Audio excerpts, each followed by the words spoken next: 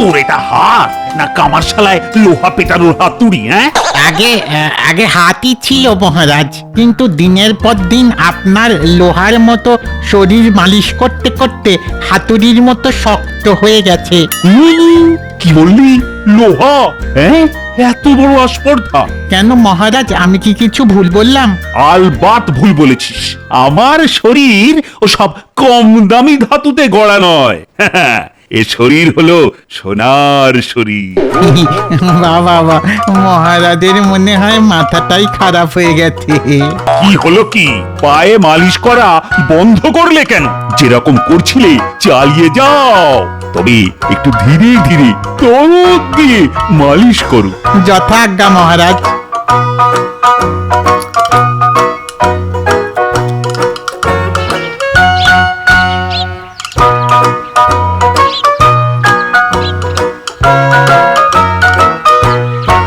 এই যে পুটির বাবা, সকাল সকাল মাথায় এত বড় ঝুড়ি করে কি নিয়ে যাচ্ছ শুনি? ধান নিয়ে যাচ্ছি গো গোপাল দাদা, রাজবাড়িতে মহারাজের কাছে নিয়ে যাচ্ছি। বাহ, বেশ বেশ বেশ। তার মানে এবছর বেশ ভালোই ফলন হয়েছে বলে মনে হচ্ছে। হ্যাঁ গোপাল দাদা, তা হয়েছে বটে। এবছর আমাদের রাজ্যের মতন ফলন আর কোথাও হয়নি। বাহ, এ তো বেশ সুখবর। যাও, তাড়াতাড়ি যাও, তাহলে আমিও একটু বাজার থেকে ঘুরে রাজসভায় আসছি।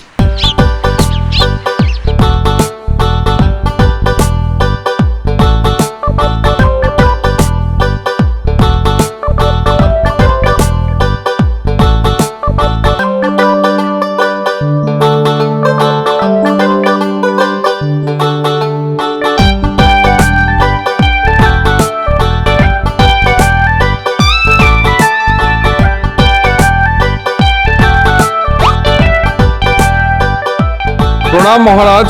ঠিক আছে ঠিক আছে, ওসব প্রণাম টোনাম আর দেখাতে হবে না। অতি ভক্তি চোরের লক্ষণ। নাও নাও নাও, কাজের কথা বলো তো। মহারাজের কথাবার্তায় হঠাৎ এরকম পরিবর্তন কি করে হলো?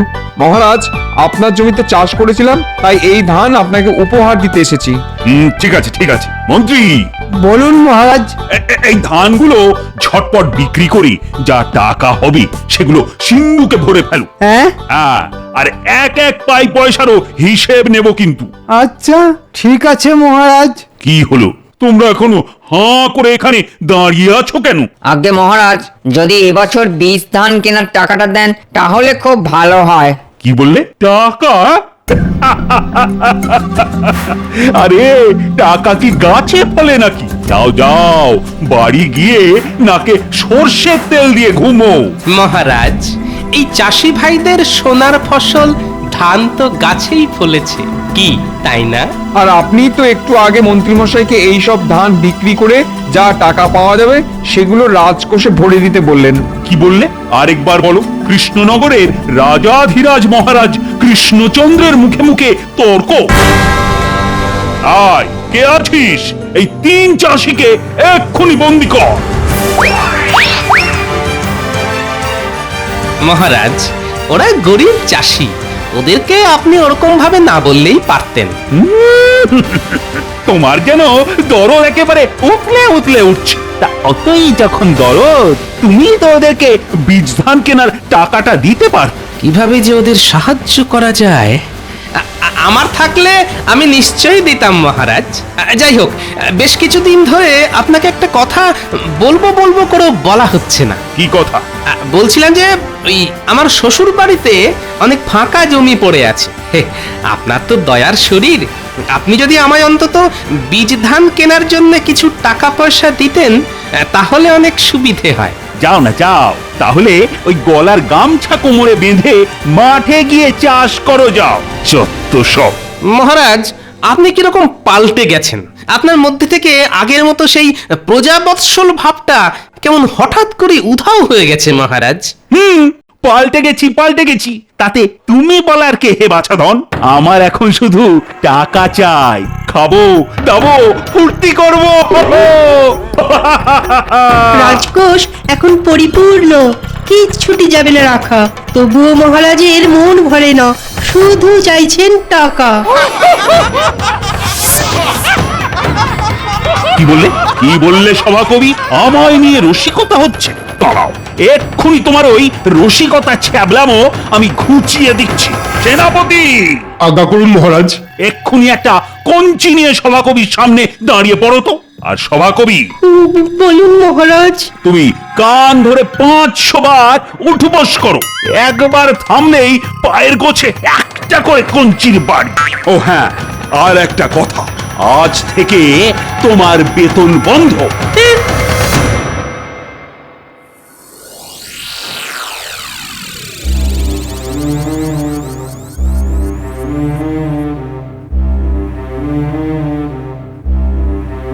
না না না না না, আমার এত সম্পত্তি আমি কাউকে দেব না, কাউকে না। তখন থেকে কি যাতা বলছেন? আপনার সম্পত্তি আপনারই থাকবে। কে আবার আপনার সম্পত্তিতে ভাগ বসাতে যাবে বলুন তো? সে তো বুঝলাম রানী, কিন্তু সবাইকে একদিন তো মরে যেতে হয়, আর সেই অর্থে আমিও একদিন মারা যাব। কিন্তু আমার এত ধন সম্পত্তির কি হবে বলো তো? আমি তো আর এগুলো নিয়ে যেতে পারবো না। না না না না না, এ হতে পারে না, এটা অন্যায়। আমার সম্পত্তি আমি কাউকে দেব না, না না, কাউকে না।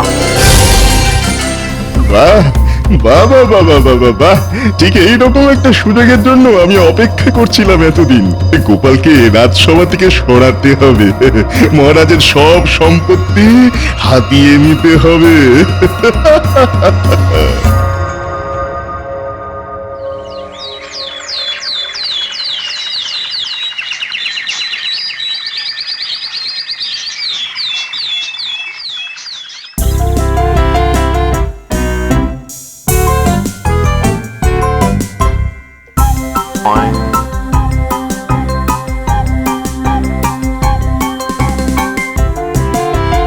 এ কি হলো সভাকবি? ওরকম খুঁড়িয়ে খুঁড়িয়ে হাঁটছো কেন?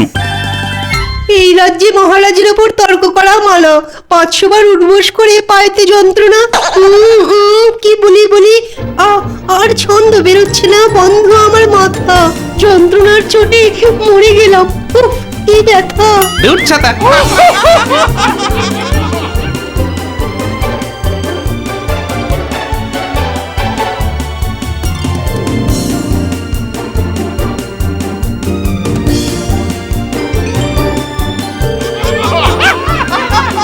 চুপ, সবাই একদম চুপ। মাগো, মা রক্ষা করো, মা জয় মা, জয় মা।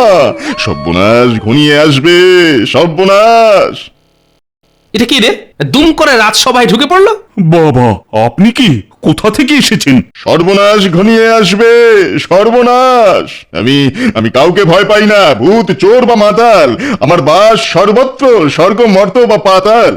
সভাকবি, এই সাধু বাবা যা ঝলক দেখাচ্ছে, তোমার মাইনেটা তো বন্ধ হয়েছে এবার। মনে হচ্ছে রাজসভায় আসাটাও বন্ধ হয়ে যাবে। কৃষ্ণচন্দ্র, তোর সভাসদেরা দেখছি একজন অতিথিকে কিভাবে সম্মান দিতে হয় তাও জানে না।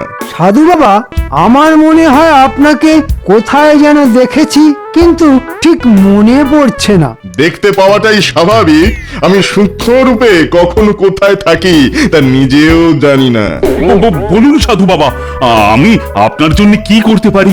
আমার কোনো উপকার তোকে করতে হবে না রে মূর্খ বালক। আমি নিজেই তোকে সাহায্য করতে এসেছি। কি সাহায্য সাধু বাবা? তোর মনে কালকে রাত থেকে একটাই প্রশ্ন ঘুরপাক খাচ্ছে, যে তুই কিভাবে মৃত্যুর পরে তোর সমস্ত সম্পত্তি নিয়ে পরলোকে যাবি, তাই তো? হ্যাঁ বাবা, ঠিক বলেছেন। এই কথা তো রানী ছাড়া আর কেউ জানে না। তা আপনি জানলেন কি করে? ওরে ওরে বালক, আমি অন্তর্যামী রে, অন্তর্যামী। অন্তর্জামিনা ছাই। নিশ্চয়ই আপনি যখন রানীমার সাথে কথা বলছিলেন, এই সাধু বেটা রাজবাড়ির কাছাকাছি কোথাও ঘাপটি মেরে লুকিয়েছিল। চুপ করো গোপাল, চুপ করো, আমাকে আর উত্তেজিত করো না। সাধু বাবা, আপনি গোপালের কথায় কিছু মনে করবেন না। মন, সেটা কি জিনিস? আমার জন্ম, মৃত্যু, শরীর, মন বলে কিচ্ছু নেই। আমি কিন্তু বাবা, আমার তো মন আছে, আর আমার মনের ইচ্ছে আপনি যখন জানেন, তখন কিভাবে সেই ইচ্ছে পূরণ হবে সেটাও নিশ্চয়ই আপনি জানেন। হ্যাঁ, তা তো জানি, কিন্তু সেজন্য তোকে কোনো প্রিয় পাত্রের বলিদান দিতে হবে। যে তোর সব থেকে প্রিয়, তাকে ধর থেকে মাথা কেটে আত্ম বলিদান দিতে হবে।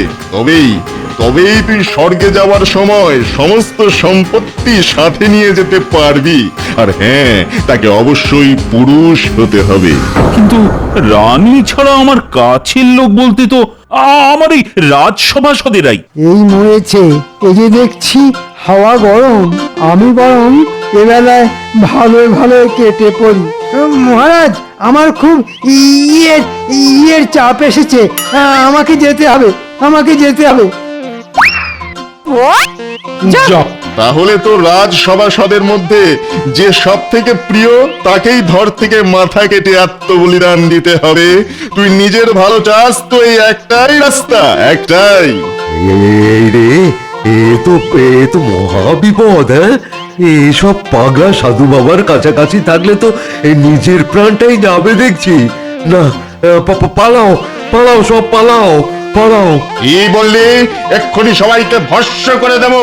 বল বল, দেবো দেবো।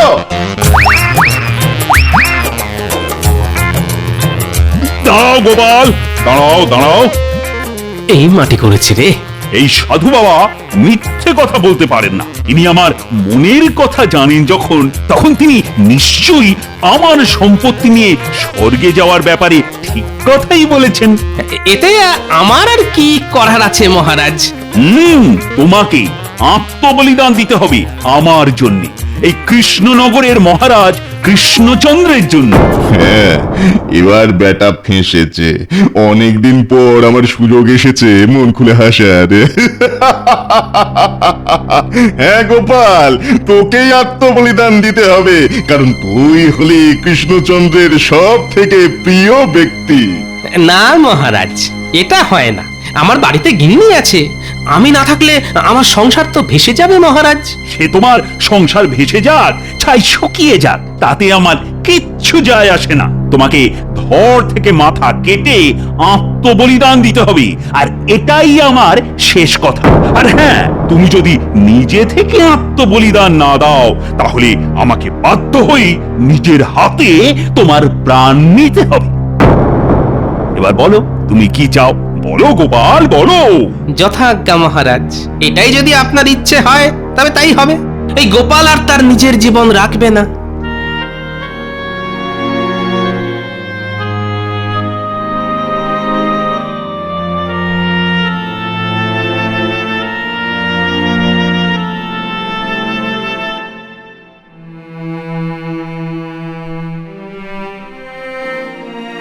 না না না না না না, এ হতে পারে না। মহারাজ কি পাগল হয়ে গেছে না? একটা উটকো সাধুর কথা জীবন দিতে হবে কেন? আমি তোমাকে হারাতে পারবো না গো, আমি তোমাকে হারাতে পারবো না। এরকম ছেলে মানুষই করো না গিন্নি। মহারাজের আদেশ, আমাকে আত্মবলিদান দিতেই হবে, নইলে মহারাজ নিজে থেকে আমার শরীর থেকে আত্মা আলাদা করে দেবেন। আমলো যা, মামা বাড়ির আবদার জানো। আমি বেঁচে থাকতে তোমাকে আমার থেকে কেউ আলাদা করতে পারবে না, এই আমি বলে দিলাম। হ্যাঁ, উফ, কি যে করি। বাড়িতে গিন্নি মরতে দেবে না, রাজসভায় মহারাজ বাঁচতে দেবে না। না, কিছু তো একটা করতেই হবে। শোনো গিন্নি, এদিকে শোনো, এদিকে শোনো। তোমার সাথে শেষবারের মতো কানে কানে কিছু কথা আছে।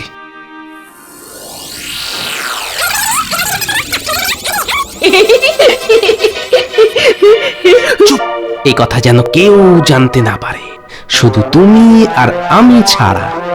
তাহলে ওই কথাই রইল গিন্নি, আমি কালকেই দেহত্যাগ করব। যাও, এখন রান্নাঘরে যাও, আমার জন্য ভালো মন্দ কিছু রান্না করো, গিয়ে যাও।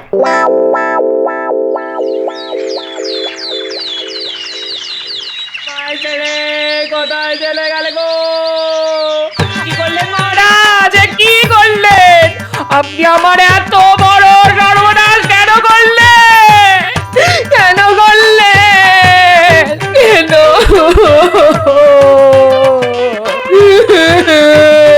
তুই আমায় ছেড়ে কোথায় চলে গেলে গো? আমার কি হবে গো? আমি তোমায় ছেড়ে কি করে বাঁচবো গো? না না, এর জবাব মহারাজকে দিতে হবে। আমি তোমার মৃত্যুর জবাব চাই গো।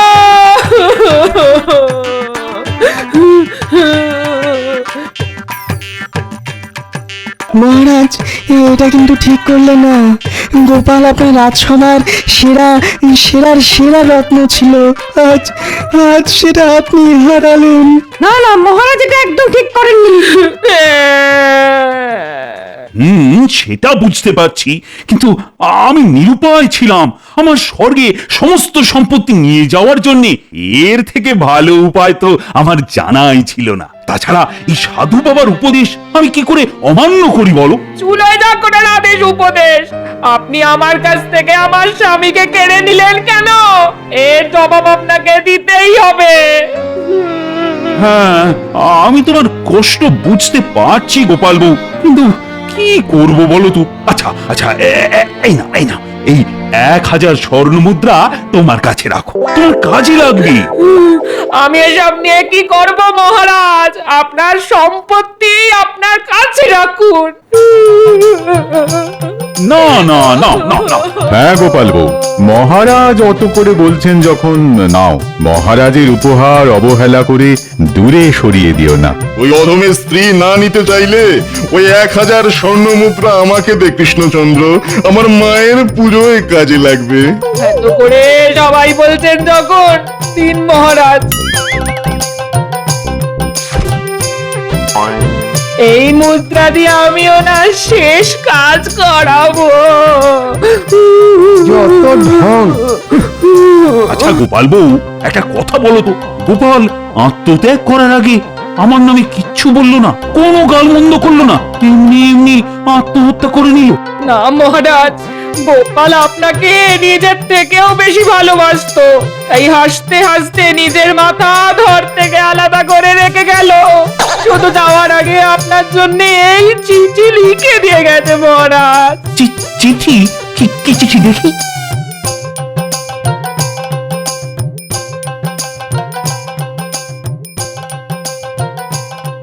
পত্রের প্রথমে আপনাকে জানাই আমার হৃদয় থেকে বেরিয়ে আসা সমস্ত প্রেম, শুভেচ্ছা ও 97 কেজি ভালোবাসা। মৃত্যুর আগে আমার ওজন 97 কেজি ছিল, আর আমার পুরো শরীরটাই আপনাকে উৎসর্গ করে 97 কেজি ভালোবাসা পাঠালাম।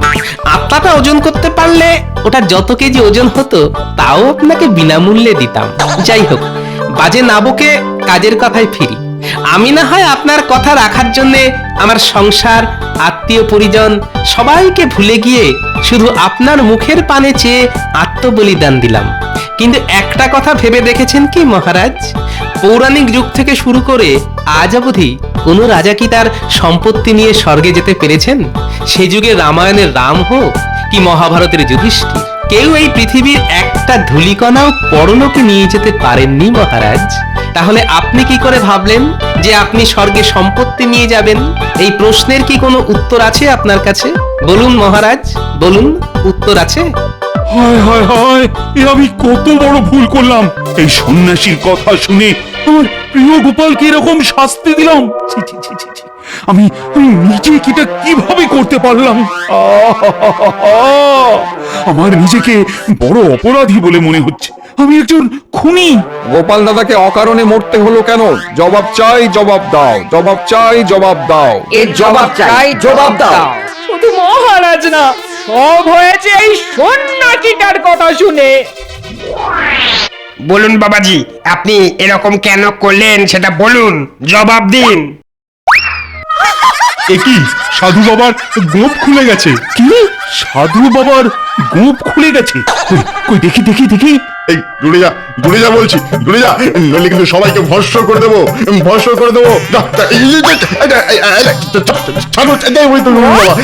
হ্যাঁ, এ কি ভগবান, তুমি? ছি ছি ছি ছি, ভগবান, তোমার কথা শুনে আমি আমার প্রিয় সভাসদ গোপালকে হারালাম। হায় হায় হায় হায়। এই তোমরা কে আছো? এক্ষুনি একে শুলে চড়ানোর ব্যবস্থা করো। ভুল হয়ে গেছে মহারাজ, আমাকে ক্ষমা করুন। ক্ষমা? কিসের ক্ষমা? মানুষের জীবন নিয়ে খেলার জন্য জঘন্য অপরাধ ক্ষমা করব? না না না, কখনোই না। আপনি তো অবিবেচকের মতো একটা ভণ্ড সাধুর কথা শুনে গোপালকে আত্মহত্যা করার আদেশ দিলেন।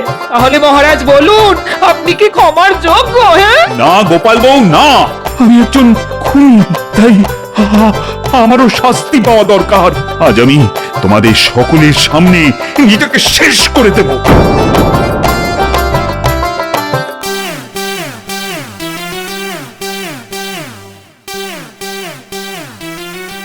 আয় আয়, কে আছো? এক্ষুনি এক্ষুনি এই মুহূর্তে আগুন জ্বালো, আমি জ্যান্ত সেখানে ঝাঁপ দেব। প্রণাম মহারাজ। হ্যাঁ, গোপাল তুমি? হ্যাঁ আমি। কেউ ভূত ভেবে ভয় পাবেন না, আমি সত্যিকারের মানুষ। আমাকে চিমটি কেটে দেখুন। তুমি বেঁচে আছো গোপাল? হ্যাঁ, স্বচ্ছন্দে। তাহলে ওই চিঠি, এই থালার উপর তোমার মাথা, এগুলো কি?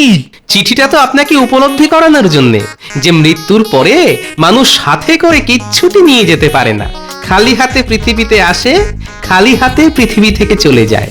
তাই চিঠির মাধ্যমে এটাই আপনাকে শিক্ষা দিলাম মহারাজ। আর থালার উপর তোমার ওই মাথা, এ তো একটা মাটির ভাঁড়। হ্যাঁ, আমিও তো আপনার রাজসভার ভাঁড়, তাই ভাঁড়ই রেখেছি। এই গোপাল বউ, আমার 1000 স্বর্ণ মুদ্রা ফেরত দাও, এক্ষুনি দাও বলছি। না না না, ওটা তো আর ফেরত পাবেন না। কেন?